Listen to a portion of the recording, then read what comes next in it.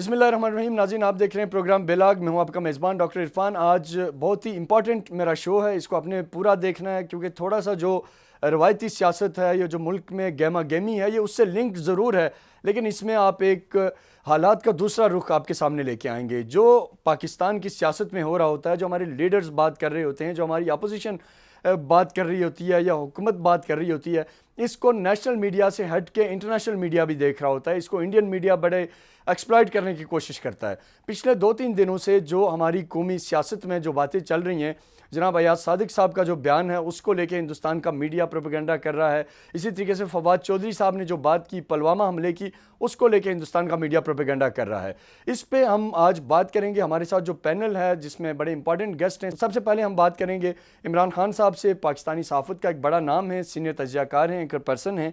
और उनके बाद जो दूसरे सेगमेंट में हम बात करेंगे, हमारे साथ इंडियन जर्नलिस्ट होंगे अजय कौल, और उनके साथ साथ हमारे साथ राजा फैसल होंगे, जो इंडियन टीवी चैनल्स पे फ्रीक्वेंटली अपीयर होते हैं और पाकिस्तान का पॉइंट ऑफ व्यू वहाँ देने की कोशिश करते हैं। लेकिन हिंदुस्तानी मीडिया का क्या रवैया होता है वो आप सब मुझे बेहतर जानते हैं। सबसे पहले प्रोग्राम का आगाज़ करूँगा पहले सेगमेंट का। मेरे साथ मौजूद हैं सीनियर सहाफ़ी इमरान खान साहब, एंकर हैं। सर, आपका बहुत शुक्रिया आपके कीमती वक्त का। सबसे पहला सवाल आपसे मेरा ये है कि ये जो हमारी लीडरशिप जब बात करती है तो स्टार्ट में चाहूँगा कि इससे लिया जाए, क्योंकि अगर अपोजिशन के किसी को लीडर को लेंगे, बात करेंगे, तो वो कल भी मेरे शो में आए थे, उनका यही था कि जी ये स्लिप ऑफ टंग हो जाता है, ये जज्बात में हो जाता है। इसी तरह गवर्नमेंट से पूछेंगे तो वो कहेंगे जी हमने कहा ही ये नहीं था, मीडिया उसको तोड़ मरोड़ के पेश कर रहा है, जो एक इस्लाह यूज़ होती है। आप बीइंग अ सीनियर एनालिस्ट क्या देखते हैं सर कि क्या ये हमारी लीडरशिप, वो चाहे अपोजिशन है चाहे गवर्नमेंट है, किसी भी हसास मामले पर जब बात करे तो उन्हें बड़ा उसे तोल के बड़ा सोच समझ के बोलना चाहिए, क्योंकि सिर्फ नेशनल मीडिया ही नहीं होता, इंटरनेशनल मीडिया भी देख रहा होता है। और ये जो पिछले 3-4 दिन से चल रहा है मामला, स्पेशली इंडियन मीडिया जैसे इन चीज़ों को वो एक्सप्लॉइट कर रहे हैं, इस पे क्या कहेंगे आप? देखिए, नंबर एक तो ये कि हमें देखना ये पड़ेगा कि किसने क्या स्टेटमेंट दिया जी। जो स्टेटमेंट फवाद चौधरी ने दिया, पहले मैं उसके ऊपर इसलिए बात कर रहा हूं कि पुलवामा का इंसिडेंट है ना, पाकिस्तान के और इंडिया की अंडरस्टैंडिंग में फर्क इसलिए है जी कि हम ये समझते हैं कि पुलवामा का वाकया वहां के कश्मीरी नौजवानों ने जो तंग आए हुए हैं भारत की जारहियत से जी और उसके जुल्म से, उनमें जी से एक नौजवान खड़ा हुआ और डार साहब ने अपने साथ बम लिया और गाड़ी के अंदर चलते हुए आए और एक जगह पे धमाका करके 40 फौजी भारत के मार दिए। जी बिल्कुल ये भारत के वो फौजी थे जिनको उन्होंने सिटिंग डक बनाया हुआ था। ठीक। ये वो फौजी थे जिनके लिए भारत के अंदर इंटेलिजेंस रिपोर्टें थी कि इनको एयरलिफ्ट किया जाए, आगे मौसम खराब हो रहा है, ठीक ये वो फौजी हैं, इनको यहां से निकाला जाए वरना ये मारे जाएंगे। ठीक और इंटेलिजेंस के पास रिपोर्ट थी कि इन पे हमला होने वाला है, लेकिन भारत ने जानबूझकर इनको वहां पे रखा और फिर एक गाड़ी बहुत सारी चेक पोस्टों को क्रॉस करती हुई जिसमें ठीक बारूद था, वो वहां तक पहुंची तो सवालात भारत की अपनी एडमिनिस्ट्रेशन पे उठ रहे थे। ठीक भारत जब पुलवामा कहता है तो भारत कहता है उस वाकये को जिसमें 40 फौजी मारे गए। जी पाकिस्तानी जब पुलवामा का जिक्र करते हैं तो वो ये जिक्र करते हैं कि जब भारत ने पाकिस्तान पे अटैक किया था और ठीक पाकिस्तान ने उसका जवाब दिया था। ये ठीक बड़ा सिंपल है ठीक। मेरे लेकिन ख्याल सर, में। इसको थोड़ा हम क्लियर जब नहीं किया जा पुलवामा सकता कहते हैं था? ना, फवाद चौधरी साहब ये कह सकते थे कि हमने पुलवामा हमले के बाद जो रिएक्शन दिया या हमने जो सफारती कामयाबी हासिल की, वो अगर इस तरह से करते तो शायद वो फिर इंडियन मीडिया को मौका ना मिलता आप कि वो कन्फेशन करता इसको। स्टेटमेंट में, वो जो पूरा स्टेटमेंट है, उस पूरे स्टेटमेंट में फवाद चौधरी साहब जब पहले बात कर रहे थे तो उन्होंने कहा कि पुलवामा में हमने घुसकर मारा था। उस वक्त जो है अपोजिशन साथ में शोर मचा रही थी।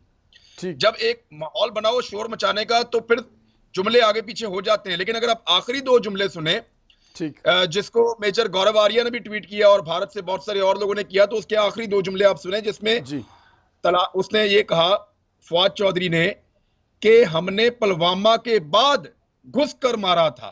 ठीक ये जुमले उसने बाद में तस्हीह कर दी। उसी तकरीर के अंदर फवाद चौधरी ने अपनी बात की तस्हीह कर दी।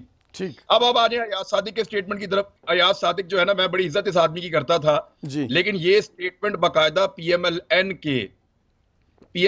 की कयादत के सामने पहले डिस्कस हुआ वहां पे, और आरिफ हमीद भट्टी साहब ने जो खबर दी उन्होंने तो यहां तक दी कि लंदन में डिस्कस हुआ और हुसैन नवाज इसके लेकिन अंदर सर ये बाकायदा आप उस मीटिंग में कैसे शामिल कह था। सकते हैं? मतलब इसको अगर लेट्स सपोज कहीं कोई एविडेंस का जाए कि इमरान खान साहब ने इतनी बड़ी बात की कि पीएमएलएन की लीडरशिप ऑन बोर्ड थी, तो हम कैसे इसको एक्सप्लेन करेंगे? आप कैसे जस्टिफाई करेंगे? मैं क्यों जस्टिफाई करूं? वो करें जस्टिफाई अपने स्टेटमेंट को। या मियां नवाज शरीफ खुद मैं कहे सर कि ये सिर्फ ये स्टेटमेंट पूछ गलत रहा है, हूँ कि आपके पास एक या खबर देखिए है ना कि मेरी बात सुनिए, पीएमएलएन या की तो मियां लीडरशिप नवाज शरीफ और को मरियम पता नवाज इस था। स्टेटमेंट को कंडेम करते ना, जी या वो इस स्टेटमेंट के ऊपर मजम्मत करें और वो इस स्टेटमेंट का जवाब तलब करें अयाज सादिक से, या ठीक। उसका ओहदा मुअत्तल करें थोड़े अरसे के लिए या हमेशा के लिए। हम्म। तो इस तरह तो उन्होंने कुछ नहीं किया, जवाब उनको देना है। हम जब हकीकत लेके नहीं, बेशुमार खबरें मैं देता हूं, मैं अपना सोर्स नहीं बता पाता, जी मुझे पीएमएलएन के अंदर से बंदे ने बताया। आरफ ठीक। हमीद भट्टी को एक अलग इंफॉर्मेशन मिली, एक हम्म। और सहाफी हैं उनको भी अलग, यानी हमें मुख्तलिफ सोर्सेज से ये इत्तला मिली कि ये बाकायदा तय किया गया था।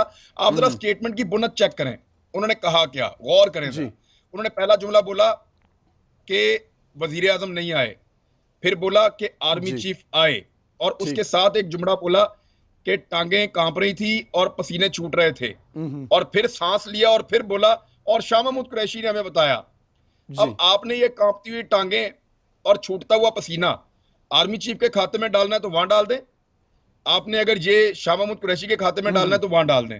तो भारत के मीडिया को एक ऐसा स्टेटमेंट बना के दिया ठीक जो स्टेटमेंट जैसे चाहे इस्तेमाल किया जा सकता। एक तो यहां पे ठीक। उनके सहूलतकार मौजूद हैं, दूसरा जहां तक आपने मीडिया की बात की ना, जी देखें जी, हम जो मीडिया वाले हैं ना पाकिस्तान में, ये ठीक कहलाने को नेशनल मीडिया है लेकिन हम लोग एंटी नेशनल मीडिया है ठीक। अनफॉर्चुनेटली। सही। और हम यहाँ पे ऐसी एक्टिविटीज करते हैं, ये जुल्म हम अपने मुल्क के साथ खुद करते हैं। हम ठीक अपनी रियासत के साथ खड़े नहीं होते, हम अपने इदारों के साथ खड़े नहीं होते, हम वफादारी कहीं और दिखा रहे होते हैं। और ठीक। यहाँ बेशुमार ऐसे लोग हैं। सर सवाल यही है कि आखिर कब हम वो जो कौमी जिम्मेदारी है उसका उसका कब हमारा मीडिया जवाब देगा, उसका एहसास करेगा या उस पर चलेगा। उसका ज़ाहिर आप भी ऐसा हैं, मैं भी ऐसा हूँ, इस तरह हमारे और बहुत सारे लोग हैं। तो ये कैसे होगा सर, इस पे मैं चाहता हूँ कि वे आउट क्या है। जैसे हिंदुस्तानी मीडिया किसी भी मामले पे आप देखें वो अपनी स्टेट के साथ ऑन पेज होता है, उनके सियासतदान भी उल्टी सीधी बातें कर जाते होंगे बट वो उस तरह से नहीं उसे एक्सप्लॉइट करते। हमारे यहाँ ये अलमिया क्यों है, इस पे मैं आपसे थोड़ा सा रोशनी लाना चाहूँगा। ग्रैंड ऑपरेशन, भाई ग्रैंड ऑपरेशन चाहिए। देखिए मीडिया मैं के आपको एक खिलाफ। चीज बताता हूँ, मैं बताता हूँ आपको। जी आप सोशल मीडिया को पकड़े, यहाँ पे तो कोई रेटिंग वेटिंग नहीं आ रही ना, टीआरपी नहीं आ रही। वो जी टीआरपी का सारा 2 नंबर सिस्टम एक बनाया हुआ है। अब टीआरपी उनको मिलती है जो मुल्क के खिलाफ बोलते हैं, ठीक। टीआरपी उनको मिलती है जो मुल्क की मंजी ठोकते हैं, हम्म। दूसरों को नहीं मिलती। ये बात एक सच है। ठीक। अब आप एक चीज पे गौर करें, जी सोशल मीडिया पे आप पाकिस्तान के खिलाफ एक स्टेटमेंट दें और एक पाकिस्तान के हक में दें, जी आपको 15 मिनट के अंदर पता चल जाएगा लोग आपकी क्या दुर्गत बनाएंगे खिलाफ स्टेटमेंट के ऊपर, और जी हक में स्टेटमेंट के ऊपर आपको क्या मिलेगा। ठीक। तो ये लोग खुद फैसला करेंगे, इन लोगों को एलिमिनेट करेंगे जिनको वो नहीं सुनना चाहते, जो पाकिस्तान के खिलाफ प्रोपेगेंडा कर रहे हैं और इसको फैशन की तरह चीज को फैला रहे हैं। नंबर एक ये चीज है, पाकिस्तान के मीडिया को ना बैलेंसिंग फैक्टर का बड़ा शौक है। ये एक चौंचला पाला हुआ है, यानी न्यूट्रल ये रहने आदमी का अभी शौक, आपने हमें न्यूट्रल होना चाहिए। आप सर मेरे भाई हैं बड़े, लेकिन देखें मैं पाकिस्तान और इंडिया के बीच में न्यूट्रल नहीं हो सकता भाई। जी मैं नहीं, पाकिस्तान और सही इंडिया के फरमा बीच रहे में न्यूट्रल नहीं हो सकता, कभी भी नहीं हो सकता। मैं सही और गलत के बीच में न्यूट्रल नहीं हो सकता। ठीक। अच्छा इमरान खान साहब, एक और चीज़ नून लीग के मुतालिक जानना चाहूँगा कि खबरें आ रही हैं कि उनकी कुछ सीनियर लीडरशिप में बयानिए को लेके बड़ा शदीद आपस में इख्तलाफात बढ़ रहे हैं। जनरल कादिल बलोच ने अपनी जो पार्टी पोजीशन है उससे तो उन्होंने रिज़ाइन कर दिया, बट सुनने में आ रहा है कि शायद और भी 2-4 लोग हैं। आपके पास इस हवाले से क्या खबर है? क्या जो एंटी आर्मी बयानिया पीडीएम का चल रहा है इस वक्त, जो कि तकरीबन अब ओपन है, इसमें कोई ऐसी चीज़ नहीं रह गई कि जो ढकी छुपी हो, इस पे आप क्या समझते हैं? कोई विद इन पार्टी रिएक्शन है, कोई खबर है ऐसी आपके पास? सर ये बड़े दिनों से हो रहा है। आपने कई ऐसे चेहरे जो पीएमएलएन के बहुत ज्यादा टीवी पे आते थे वो आपने गायब देखे होंगे, जी वो अब बात नहीं कर रहे हैं, और अगर आ रहे हैं तो खास चैनल पे खास लोगों के पास आते हैं, सिर्फ हाजिरी लगा के निकल जाते हैं। ठीक। लोगों के अंदर बेचैनी है, उनके अंदर गुस्सा है कि एक आदमी खुद भाग गया पाकिस्तान से बाहर बहाना लगा के, ठीक। और वो जवाब भी नहीं दे रहा कि वो कैसे गया यहाँ से। जब मियां नवाज शरीफ एयरपोर्ट पे उतरते हैं, वहां हीथ्रो एयरपोर्ट पे, जी तो उनके 2 टेस्ट होते हैं प्लेटलेस के। उन ठीक। दोनों में उनके प्लेटलेस जो है वो 2.5 लाख के करीब हैं, दोनों अच्छा। में 2.5 लाख के करीब हैं। तो पाकिस्तान से जब ये बंदा फ्लाई करता है तो चंद हजार होते हैं। अब बिल्कुल इसका ऐसे जवाब ही। वो अब तक नहीं दे रहे, अब तक नहीं दे रहे। मैंने कहा अदालत में ले जाओ यार, वो नहीं लेकर जा रहे। ठीक। देखिए लेकिन सर देखिए, PMLN एक तो आप इस पे ज़रूर कहें कि जहाँ यहाँ से जो भेजने वाले थे, यहाँ जो मेडिकल रिपोर्ट बनाने वाले थे, वो उनको क्या हो गया? ख्याल से सऊदी उल्टा अरब ने पड़ गई। इस डील में रोल प्ले किया, मतलब सऊदी अरब एक दफ़ा फिर नवाज शरीफ की मदद के लिए आया, आप ये कहना चाह रहे हैं? देखिए सऊदी अरब जो है वो खुद से ऐसे नहीं आया। सऊदी अरब इमरान खान के साथ ठीक चल रहे थे, लेकिन जब कश्मीर के मामले पे उन्होंने डंडी मारी तो इमरान खान साहब ने जो मीटिंग की थी तुर्की के साथ, ईरान के साथ और मलेशिया के साथ, उस मीटिंग में इमरान खान साहब की जो इंफॉर्मेशन लीक हुई वो ये थी कि खान साहब ने सऊदीज के खिलाफ और अरबों के खिलाफ बहुत बात की है। उस पे मोहम्मद बिन सलमान को गुस्सा आ गया। मोहम्मद बिन सलमान ने राहील शरीफ को पैगाम दिया, वो पैगाम पाकिस्तान पहुंचा और ये कहा गया कि हम पाकिस्तान के साथ ताल्लुकात अगर खत्म कर दें तो पाकिस्तान जो है वो माशी तौर पे तबाह हो जाएगा। ठीक। और पाकिस्तान को धमकाया गया सऊदी अरब की जानिब से। अब उसके बाद सऊदी अरब को नरम करना था, तो उस वक्त मिलिट्री एस्टेब्लिशमेंट ने यह फैसला किया कि नवाज शरीफ इनका बंदा, उसको बाहर निकाल के इनको आसरा देते हैं, थोड़ा सा कोई टाइम गेन करते हैं। तो वो नवाज शरीफ को बाहर इसलिए निकाला गया था। अब सऊदी जो है वो नवाज शरीफ को चाबी दे रहे हैं, जो जिस काम से हमने तुम्हें निकाला था ना वो काम अब पूरा करके दो। ठीक, यानी काम क्या, सऊदी अरब अब नवाज शरीफ से क्या काम ले सकता है आपके ख्याल से? ऐसे हालात में तो मियाँ साहब किसी काम के नहीं है, ना वो पार्टी, अब वो पार्टी को तो जस्ट वो हेड कर रहे हैं, बट उनकी कोई ऑफिशियल पोजीशन उस तरीके से अब कहीं पे भी नहीं है, ना गवर्नमेंट में है ना कोई और ऐसी चीज़ है। तो आपके ख्याल से वो किस काम आ सकते थे उनके? देखें मियाँ नवाज शरीफ साहब जिस नहज पे इस लड़ाई को ले गए हैं इदारों के साथ जी, उसमें दो चीजें हो सकती हैं। या तो इदारे मियाँ साहब के सामने सरेंडर करके कहें मियाँ साहब मुंह बंद करें, बताएं करना क्या है जी, ठीक। और मियाँ साहब कहें इसको इमरान खान को निकालो और हमारे लिए रास्ता बनाओ, और मियाँ साहब सऊदीज के लिए काबिल कबूल आदमी है।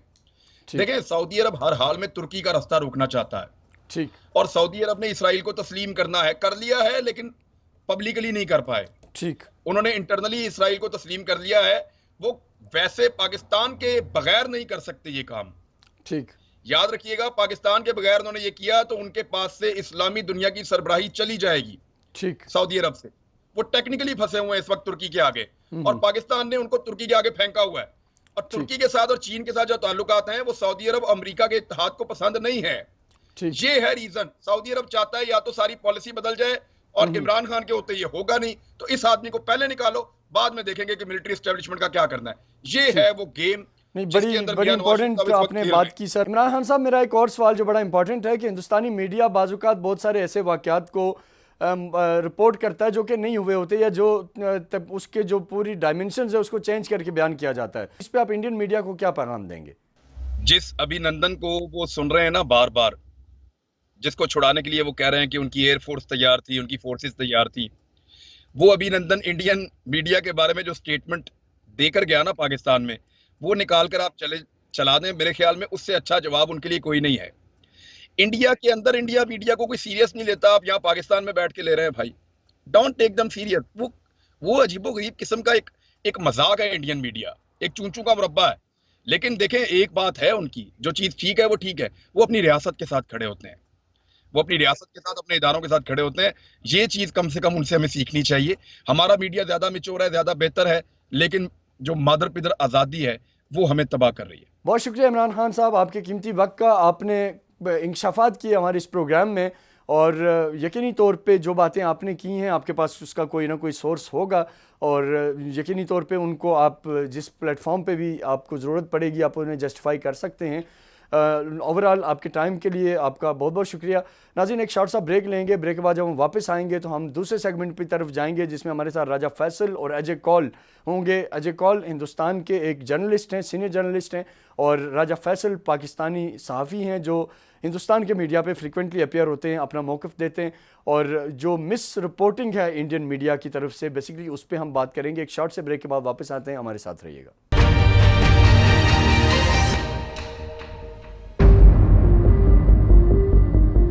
वेलकम बैक नाज़रीन। हम अब जिस सेगमेंट की तरफ जा रहे हैं, जो मैंने बात की कि जो इंडियन मीडिया है वो अनफॉर्चुनेटली पाकिस्तान में जो भी वाक़या होता है उसको मिसकोट करता है, और पिछले 2-3 दिनों से हम देख रहे हैं कि बहुत सारी ऐसी चीज़ें हैं जो उनको मिसकोट करके वहाँ एक जश्न की फ़िज़ा बनाई जा रही है। हालांकि मीडिया किसी भी मुल्क का हो वो अपने लोगों के लिए एक ओपिनियन मेकर की हैसियत रखता है, और उसकी इंपॉर्टेंस होती है, वो जो बताता है लोग उस पर बिलीव करते हैं। इस पे बात करने के लिए हमारे साथ इंतहाई इंपॉर्टेंट गेस्ट हैं। अजय कौल हैं जो इंडियन टीवी को हमारे साथ इंडियन मीडिया को रिप्रेजेंट कर रहे हैं आज के शो में, और हमारे साथ राजा फैसल हैं जो पाकिस्तान के एक नामवर एनालिस्ट हैं, लेकिन इंडियन टीवी चैनल्स पे डेली बेसिस पे इनके शोज़ होते हैं। आप दोनों का बहुत बहुत शुक्रिया। राजा साहब आपका शुक्रिया, और अजय कौल आपका बहुत बहुत शुक्रिया। सबसे पहले अजय आपकी तरफ मैं आऊँगा कि जो अब 2 दिन से आप देखें कि पुलवामा के मामले को लेके एक हिंदुस्तान का मीडिया ये कह रहा है कि जी कन्फेशन हो गया कि पाकिस्तान इसके पीछे था और बहुत सारी चीज़ें, जबकि और फिर जो अयाज सादिक की स्टेटमेंट को लेके बातें हो रही हैं। हालांकि दुनिया ने देखा कि किस तरह वहाँ इंडियन एयरफोर्स को मुंह की खानी पड़ी, अभिनंदन को लैंड करवाया गया यहाँ पे, उसके बाद इंटरनेशनल लॉज के रिस्पेक्ट में जेनेवा कन्वेंशन के वायलेशन ना हो, इसलिए पाकिस्तान ने एक अमन का पैगाम दिया, उसे रहा किया। होना ये चाहिए था कि इंडियन मीडिया इसको पॉजिटिव गेस्चर में लेता, लेकिन अनफॉर्चुनेटली आपके यहाँ से थ्रू आउट नेगेटिविटी फैलाई जा रही है, मिस इन्फॉर्मेशन दी जा रही है। आप being a senior journalist India के, ये नहीं समझते कि क्या हिंदुस्तानी मीडिया को अपना रवैया बेहतर करने की ज़रूरत है? देखिए, रवैया पे हम ना जाएं कि रवैया किसका ठीक है नहीं ठीक है। लेट अस बी, अगर जर्नलिस्ट है तो जर्नलिस्ट एक क्या होता है कि जहां खबर मिलती है वहां पे वो खबर चलाते हैं। लेकिन सर खबर की तहकीक तो जरूरी है ना कि क्या हुआ भी है या नहीं हुआ। दुनिया सारी देख रही है कि इंडियन एयरफोर्स का तैयारा, एक जो है वो हेलीकॉप्टर आपका क्रैश हो गया, दूसरा अभिनंदन पकड़ा गया, और दुनिया को पता है कि क्या हुआ। लेकिन अगर इंडियन मीडिया उसको कहे कि जी नहीं ये ऐसा हुआ ही नहीं, तो सर दिन को रात तो नहीं बनाया जा सकता। नहीं, दिन को रात नहीं बनाया जा सकता, एक एक करके आते हैं। एक आप हेलीकॉप्टर की बात की, हेलीकॉप्टर जो शॉट डाउन किया था उस पर इंक्वायरी की इंडियन आर्मी ने खुद ही की जी। माना गया कि वो एक गलती थी, एक पैनिक रिएक्शन में इसको शॉट डाउन किया गया, वो तो इंडिया ने मान लिया। बाकी आप जो एक अभिनंदन का जो फाइटर प्लेन था वो जो शॉट डाउन हुआ, उसको भी इंडिया ने माना कि मिग 21 बाइसन शॉट डाउन हुआ था। लेकिन उसके साथ ही अगर आप अपने DGIS-PR जो क्या नाम, भूल गया उनका अभी नाम जो है उनकी, अगर हम आसिफ गफूर जिन्होंने सरप्राइज का कहा था, वो उनको आप कैसे भूल सकते हैं? क्या कर रहे हैं सर? हाँ, general Asif Ghafoor, sorry.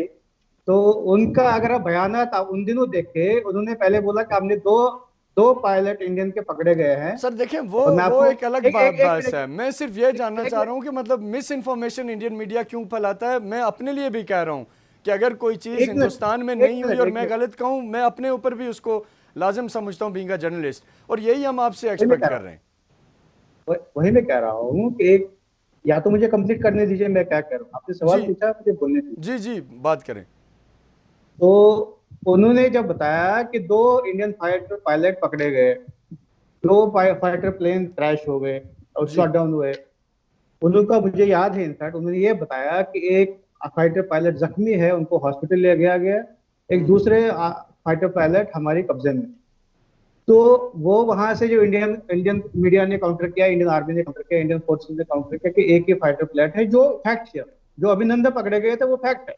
Indian government ने इंडियन उस पे कोई बात नहीं करते, वो अभिनंदन ही था जो पकड़ा गया और बस वो वापस कर दिया गया आपको। जी, तो वही मैं कह रहा हूँ। तो यार गलतफहमियां कौन फैलाता है? गलतफहमियां कहाँ से शुरू होती है, वो मैं कह रहा हूँ। तो वहां से स्टार्ट होती है। अगर आप जी राजा फैसल साहब से मैं सिर्फ ये जानता हूँ सर, क्योंकि आपके मीडिया से बड़ा इनका इंटरेक्शन है, तो राजा साहब आप अजय कौल साहब जो फरमा रहे हैं उसके हवाले से क्या कहेंगे? क्या इंडियन मीडिया वाकई जिम्मेदारी का मुजाहरा करता है? आपका क्योंकि बड़ा इंटरेक्शन रहता है, आप तमाम बड़े जो उनके शोज हैं उसमें जाते हैं। जी बिल्कुल, मैं आपको एक बात बताऊं कि मेरे लिहाज से जो इनकी इंटरनल स्टोरीज होती हैं उसके ऊपर तो मैंने इनको दाद भी दी है। मैंने अर्नब गोस्वामी को दाद दी उन्हीं के प्रोग्राम में, जो कि उन्होंने सुशांत सिंह राजपूत के बारे में कवरेज की, उस पर दाद बनती थी। लेकिन when it comes to Pakistan, it's all fake news. ये हम नहीं कह रहे, ये पूरी दुनिया के मीडिया ग्रुप्स कह रहे हैं। और इससे भी एक आगे अगर चले हम लोग, तो एक मिसाल हमारे पास मौजूद है। रिसेंटली आपको पता है कि कराची में एक वॉर लाइक सिचुएशन थी। आपको पता है कि सिविल वॉर इरप्ट हो गई थी, और ये पूरी दुनिया को नहीं पता था, सिर्फ इंडिया को पता था। और मेरे साथ मेरे एक सीनियर मौजूद है इंडिया से, अजय कौल, और मैं आदरणीय अजय कौल जी, मैं आपकी इज्जत करता हूं, स्वागत है आपका पाकिस्तान में। आपको बहुत अच्छे तरीके से पता है कि जब हम इंडियन मीडिया पे होते हैं तो हमारे माइक कैसे रखे जाते हैं। हम चीख के भी बोलें तो हमारी बात सरगोशी लगती है, लेकिन आपका माइक आज बंद नहीं है। उसकी वजह यह है कि पाकिस्तान बिलीव्स इन ट्रांसपेरेंसी। आप जो हैं, जो भी बात करेंगे, आपकी बात पूरी सुनी जाएगी, और मैं इसके ऊपर आपको गारंटी देता हूं। आगे आप मुझे यह बताइए कि इंडिया में जब भी चाइना की तरफ से इंडिया को मार पड़ती है, अब हमें पता है कि 9 किलोमीटर इंडिया फिर स्क्वायर किलोमीटर इंडिया फिर अंदर आ गया। 38,000 स्क्वायर किलोमीटर पहले चाइना इंडिया के अंदर आया, फिर अब 8 से 9 स्क्वायर किलोमीटर दोबारा अंदर आया है। उन सारी चीजों को छुपाने के लिए मोदी जी को और मोदी जी के मोदिया को और कुछ नहीं मिल रहा, तो सिर्फ यह मिल रहा है कि पाकिस्तान के बारे में फेक न्यूज चलाओ। आप इस बारे में क्या कहेंगे? जी अच्छा, अजीज मैं साहब, इसी को आपको आपने अभी बताया, आप एक जी। एनालिस्ट है, आपने अभी बताया कि चाइना 9 किलोमीटर अंदर आया है इंडिया के। आपको ये जानकारी किसने दी? मैं आपको बताता हूँ, एज ए जर्नलिस्ट मैं बताता हूँ, मेरे पास ये जानकारी नहीं है किसी के, जी। बिकॉज वो आर्मी के अंडर एरिया है जहाँ पे कोई सिविलियन जा नहीं सकता है। तो या तो आर्मी एडमिट करे या तो चाइना बोले कि हमने 9 किलोमीटर अंदर घुस गए। अजय जी, अच्छा, आप जाके अजय साहब, कांग्रेस के मैं लीडरान एक से सवाल, पूछिए। मेरा एक सवाल है छोटा सा आपसे सर, आप माशाल्लाह एक सीनियर साफी या हैं। तो मुझे बोलने दीजिए। जी अजय, आपने बोला मैं कि आपसे 100 किलोमीटर एक सवाल क्या आपसे क्या पूछना है? चाह रहा हूँ। आपके पास बेसिस क्या है वो? कांग्रेस खबर- लीडर्स वो तकरीरें कर रहे हैं, और दूसरी बात यह कि 38,000 स्क्वायर अच्छा, एक किलोमीटर मिनट। आपके रक्षा अच्छा, मंत्रालय, उनके रक्षा मंत्री आपके राजनाथ सिंह जी, उन्होंने 15 सितंबर को अपनी वो तकरीर जो कि उन्होंने पार्लियामेंटेरियंस के सामने की, उसमें यह माना कि 38,000 स्क्वायर किलोमीटर चाइना अंदर आ चुका है। ये इंडिया टुडे की स्टोरी है। और दूसरी बात यह है कि उन्होंने यह कहा था कि अरुणाचल प्रदेश में 91,000 स्क्वायर किलोमीटर जो है उसके ऊपर भी चाइना क्लेम कर रहा है, और वो किसी वक्त भी टैंक दौड़ा के आ सकते हैं। ये बात है, आप जाके चेक कर लीजिए। क्लेम जी अजय क्लेम साहब। होना एक चीज होता है, क्लेम करता है चाइना, क्लेम करता है अरुणाचल उनका एरिया, क्लेम करना एक चीज होता है, लेकिन एक्चुअल ट्रांसग्रेशन करना दूसरी बात होती है। अब आपने बोला कि कांग्रेस नेता कह रहे हैं कि 9 किलोमीटर अंदर आ गए, वो जी। कांग्रेस लीडर वहां पे कौन गया था ये मुझे बताओ। कांग्रेस के Exactly लीडरान कौन गया था? कांग्रेस के अच्छा। लीडरान तो ये भी कह रहे हैं कि हमारे जवानों को वहां पे सर्दी से मारा जा रहा है, वो सब 0 टेम्परेचर्स है, उनमें जो उनको चीजें चाहिए वो अभी तक नहीं मिली, और वो सर्दी से ठठर के मर जाएंगे। जी ये चले भी कह- राजा साहब, मैं एक और सवाल, कौल साहब आपकी तरफ मैं दूसरा सवाल लेके आता हूँ। इस बात से निकलते हैं, चाइना ने जो किया वो दुनिया सारी ने देखा, वो क्या हुआ इंडिया के साथ। लेकिन मैं एक और चीज की तरफ आता हूँ, सिर्फ जर्नलिज्म नाम है, आईना दिखाने का, जर्नलिज्म नाम है सच बोलने का। मेरा आपसे सवाल है कि जो मकबूजा कश्मीर में जुल्म हो रहा है, जो वहाँ काले कवानीन लगे हुए हैं, वहाँ जो आपकी फौज कर रही है, उस पे आप क्यों नहीं लिखते? क्या ये जर्नलिज्म का हक नहीं है? आप पाकिस्तान के ऊपर फेक स्टोरीज तो करते हैं आपका मीडिया, लेकिन आप हिंदुस्तान जो कश्मीर में मजालिम कर रहा है, जो आपकी फौज वहाँ के लोगों को लापता कर रही है, जो काले कवानीन लगाए हुए हैं, क्या बीइंग अ जर्नलिस्ट आपकी और आपके मीडिया की रिस्पॉन्सिबिलिटी नहीं बनती कि आप उस पर लिखें, उस पर बोलें? देखिए, मैं आपको बताऊं, जो आप कश्मीर के पहले बात कर रहे हो, पहले मैं इनकी बात को जवाब दूं कि उन्होंने जो बोला कि वहां पे ये हो रहा है, टेंट इतने सर्दी में लोग मर रहे हैं या फौजी मर रहे हैं, मुझे सर ये वो तो आपके बताइए। मैं कई फौजी जवानों की वीडियोस आ चुकी हैं कि हमें खाने एक को कुछ नहीं मिल रहा, वो आपने भी देखी हैं। एक जिन्होंने खुदकुशी कर ली थी, किसने? एक आपके किसने? फौजी जवान जिसने, जो बीएसएफ का था, जिसने एक दफा अपनी एक वीडियो बयान जारी किया था और उसके कुछ दिन बाद उसे गोली मार दी गई या खुदकुशी कर दी गई। ये तो इंडिया में रोज के मामलात हैं। नहीं, खुदकुशी कोई स्ट्रेस में कोई फौजी करे वो हर जगह होता है, इट्स वर्ल्ड ओवर। ये कोई इंडिया में कोई स्पेशल यूनिक लेकिन इंडिया कश्मीर पे आए सर, हाँ। कश्मीर में जो जुल्म हो रहा है उस पे एक हिंदुस्तानी मिनट। मीडिया क्यों नहीं लिखता? इसे हम जर्नलिज्म कहें। आप कश्मीर की बात कर रहे हैं ना, आप कश्मीर जी। पे आ रहे हैं। आप कश्मीर में जो भी एट्रोसिटी कभी होती है, अगर इंसिडेंट होता है, आपको मैं शुपियां का भी इंसिडेंट दूं। अभी 2 महीने पहले जी। शुपियां का एक इंसिडेंट हुआ कि जहां पे 3 लोग मारे गए। आर्मी ने पहले बोला, फौजी पुलिस ने पहले बोला जी। कि ये आतंकवादी थे, टेररिस्ट। बाद में पता चला कि वो 3 लोग इनोसेंट पीपल थे। जी उसमें आर्मी ने खुद ही कोर्ट ऑफ इंक्वायरी की। सर, और जो पिछले लोग 3 महीने एक- में एक- 300 से ज्यादा एक मिनट। नौजवानों को जाली फेक इनकाउंटर्स में मारा गया। उस पे कौन सा हिंदुस्तान का मीडिया बोला? कौन सा वहां का आप जैसा सीनियर शख्स सामने आया? किसने बात की? सर ये क्या साफ्ती तकाजे हैं जो हिंदुस्तान का मीडिया कर मैं रहा है? आपको बता रहा हूं कि एक फेक एनकाउंटर मैंने एक्सपोज किया था बीएसएफ का 2004 में, जी। जो बीएसएफ ने कश्मीर में किया। तो जहां पे फेक एनकाउंटर होते हैं वहां पे मीडिया वाले उठाते हैं, एक्सपोज करते हैं, और जहां पे इंक्वायरी भी होती है। इंडियन आर्मी का मैं आप बता रहा हूँ, Indian army is unique in the world, जो खुद ही इंक्वायरी करती है अपने अपने सर लोगों कौन के सी खिलाफ। इंक्वायरी की? जहां किसी पे एक मीडिया- इंक्वायरी की मुझे एक एग्जांपल दे दें। आप कश्मीर में वहाँ पे मास जो रेप्स हुए हैं खवातीन के, वहाँ पे बच्चों को 8-8, 9-9 साल के बच्चों को जेलों में डाला गया है।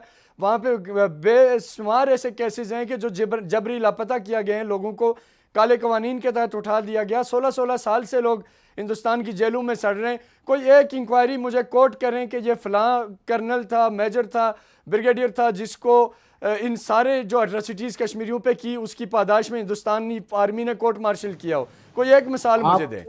आपको आपको अगर आप, वही मैं कह रहा हूँ, आप थोड़ा स्टडी कर लीजिए, आपको पता चलेगा कि कितने मेजर, कितने ऑफिसर्स जो कोर्ट मार्शल हुए हैं, अगर फेक एनकाउंटर हुआ है या कोई भी एलिगेशन हुई या किसी औरत के साथ एलिगेशन ही एलिगेशन है। राजा साहब आप बताएं सर, क्या इंडियन आर्मी पे कश्मीर में क्या एलिगेशन है? राजा साहब की तरफ आते हैं, ये बात को कंटिन्यू करते हैं। अब कॉल साहब ये कह रहे हैं कि जी कोई एलिगेशन ही नहीं है इंडियन आर्मी पे। मतलब सर ये या तो फिर हम कहीं किसी और सैयारे पे तो नहीं रह रहे, ये क्या बोल रहे हैं? और देखें, टाइम एंड अगेन पूरी दुनिया से, यूरोपियन यूनियन से भी इनको लेटर्स लिखे गए, फिर अमेरिकन जो कांग्रेस के लोग हैं उन्होंने भी, they wanted to visit, they were not allowed to visit. और हमें याद होगा कि वो बीबीसी को रोका गया। कॉल साहब बीबीसी को रोका गया, पूरी बीबीसी ने रिपोर्ट जारी की, वो इंडिया ने नहीं चलने दी। स्पेशली जब से आर्टिकल 370 एंड 35A को एब्रोगेट किया गया, उसके बाद से वहां पे मीडिया बिल्कुल भी अलाउड नहीं है। और वहां पे जो ह्यूमैनिटेरियन क्राइसिस क्रिएट हुआ है वो पूरी दुनिया को शो नहीं करने दिया जा रहा। हां, एक बंदा सिर्फ वहां पे जाने की इजाजत है और वो है मेजर गौरव आर्या, जो कि ढेर सारे जो पैरामिलिट्री ट्रूप्स हैं उनके एक झुरमट में मिडल में खड़ा होकर कहता है, देखें मैं श्रीनगर में खड़ा हूं और पूरी दुनिया को दिखा रहा हूं। मेजर गौरव को सर कभी कहे ना कि वैसे जाएं, कोई टूरिस्ट बन के जाएं श्रीनगर, लाल चौक में खड़े होकर सेल्फी लेके दिखाएं, फिर समझ आएगी कि क्या वाकई वो इतना ही वहां का जो माहौल वो आप दिखाना चाहता है, आपका मीडिया वैसा ही है, कोई डिफरेंट है? बहरहाल सर कॉल साहब, क्या आप ये नहीं समझते कि साफ्ती जिम्मेदारियों का गला घोंटा जा रहा है? श्रीनगर के साफियों को जेलों में बंद किया जा रहा है, आप उन पे आवाज क्यों नहीं उठाते? मैं आपको बता रहा हूँ, या तो आप मेरी बात सुन लो। जी फरमाइए। आप पूरा बोलने दीजिए। मैं आपको बता रहा हूँ, मैं कश्मीर से हूँ और मैं आज की डेट में कश्मीरी के जो जितने सहाफी है उनके साथ टच में हूँ। और आपको मैं बता रहा हूँ, वहाँ पे अल जजीरा काम करता है, वॉशिंगटन पोस्ट करता है, जो भी CNN, VNN सारे जर्नलिस्ट वहाँ काम करते हैं और रिपोर्ट करते हैं, फ्रीली करते हैं। सर किसी को तो वहाँ जाने नहीं देते। वो खातून कौन थी सर, फैसल साहब, जो आई थी बाहर से और जिसको एयरपोर्ट पे रोक दिया गया था दिल्ली में? और फिर आई थिंक वो ब्रिटिश एक पार्लियामेंटेरियन थी, ब्रिटिश पार्लियामेंटेरियन थी और उनको रोका गया। AJK में उन्होंने आना था, उनको लाया गया, उनको किसी ने नहीं रोका। आपने जहाँ जाना है जाएं, फिरें, घूमे फिरें, जो करना है करें। उनके पास इंडिया में आने के लिए डॉक्यूमेंट्स नहीं थे, वैलिड डॉक्यूमेंट नहीं थे। जब वो इंडिया पहुंची उनके पास डॉक्यूमेंट वैलिड नहीं थे। अच्छा अजय साहब, अभी ये बताएं कि क्या आप ये नहीं समझते कि हिंदुस्तानी मीडिया पूरी दुनिया में फेक न्यूज के हवाले से मशहूर है? आप नहीं समझते कि ये हिंदुस्तानी मीडिया को जिम्मेदारी का मुजाहरा करना चाहिए? एकदम गलत है। आप अगर किसी ने फेक न्यूज चलाई है, आप उसका इंसिडेंट केस दे दीजिए ना। एक तो जनरलाइज करना एक चीज होता है।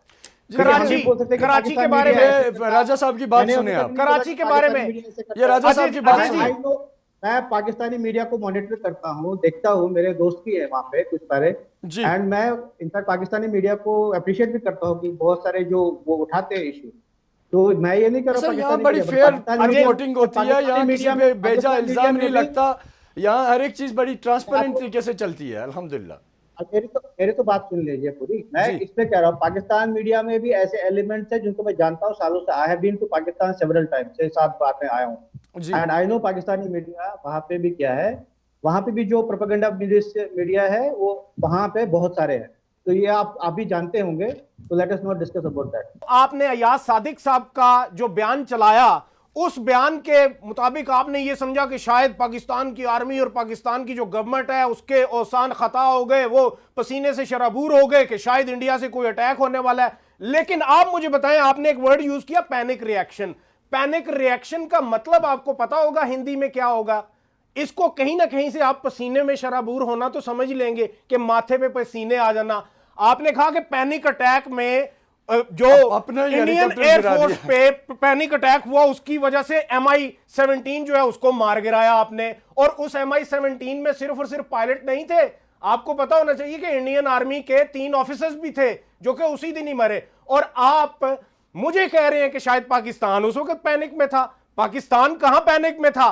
पैनिक में तो आप थे, पसीने से शराबूर तो आप थे। जी अजय साहब क्या कहेंगे? हम तो अय्याज सादिक साहब का जो हमने बयान सुना, हमने वो सुन लिया कि वो क्या कह रहे थे, कि वो कितने डरे हुए थे कुरैशी साहब, उन्होंने बताया, हमको नहीं पता, हम उस मीटिंग में नहीं थे। हम तो वही बोलेंगे जो अय्याज सादिक साहब ने बोला कि भाई वो कुरैशी साहब उसमें डरे हुए थे, उन्होंने बोला कि अल्लाह के नाम से उनको छोड़ दीजिए। देखिए अच्छा, आप यहाँ समझदार हैं यहाँ- इकबाल साहब, यहाँ- एक चीज मैं छोटी सी ऐड करूंगा, आप समझदार हैं, आपने अय्याज सादिक ऑन ने बोला, ग्राउंड हमने चीजें नहीं बोला। देखी ना, आपने 27 फरवरी को देखा कि क्या हुआ इंडिया के साथ, उनकी एयरफोर्स के साथ क्या हुआ, और ये तो मतलब पाकिस्तानी क्या आर्मी हुआ, तो क्या हुआ, माशाल्लाह वो मैं क्या हुआ, आपने खुद इंडियन देखा एयरफोर्स के साथ क्या अभिनंदन हुआ? को कैसे लैंड अरे करवाया, उसके बाद साहब। उसको पूरी दुनिया में ज़ाहिर है हिंदुस्तान ने घुटने टेके और मिन्नतें कराई, यूएस को इन्वॉल्व किया और अपने पायलट को वापस ले गए, और एक घुटने- शिकस्त फाश के घुटने- बावजूद वहां पे घुटने- पायलट को हो रही है। वापस लेके नहीं गए, पायलट को वापस भीख में मांगा। और ये बड़ापन था पाकिस्तान का कि रीजनल पीस के लिए एक बड़ा इनिशिएटिव लिया। तो आप ये एक छोटी भीख सी किसने मांगी? ये तो मुझे टंग ऑफ बताइए, स्लिप भीख को किसने लेके आप उस पे उन्होंने स्लिप ऑफ टंग को लेके आप ये इतना बड़ा प्रोपेगेंडा कर रहे हैं। ये देख लीजिए, आप ये कह रहे हैं कि ये अभिनंदन को भीख में ले लिया, ये भीख किसने मांगी? ये तो ये इंडिया का पूरे प्रेशर पूरे था, इंडिया ये ने तो मांगी, प्रेशर था। पूरे इंडिया ने मांगी, और हर एक जगह पे यूरोपियन यूनियन से कहा, यूनाइटेड भारत सर, नेशन से हमारा कहा वक्त कि हम एक्सपेक्ट करते हैं। पूरा हो रहा है। हाँ। तो मैं अजय साहब आपसे आखिरी एक कमेंट्स लेना चाहूंगा हाँ। कि क्या आप ये नहीं समझते कि पाकिस्तान और हिंदुस्तान दोनों के मीडिया को जिम्मेदारी का मुजाहरा करना चाहिए? हमारे यहाँ तो ऐसी चीजें नहीं होती, हमारे यहाँ लोग ये नहीं करते कि आपकी जो फॉल्ट लाइन्स हैं, किसी ने कुछ कह दिया उसको कोट करना शुरू कर दें, हंगामा खड़ा कर दें। आपके यहाँ ये बहुत ज्यादा हो रहा है, इस पे आप कैसे कंट्रोल करेंगे?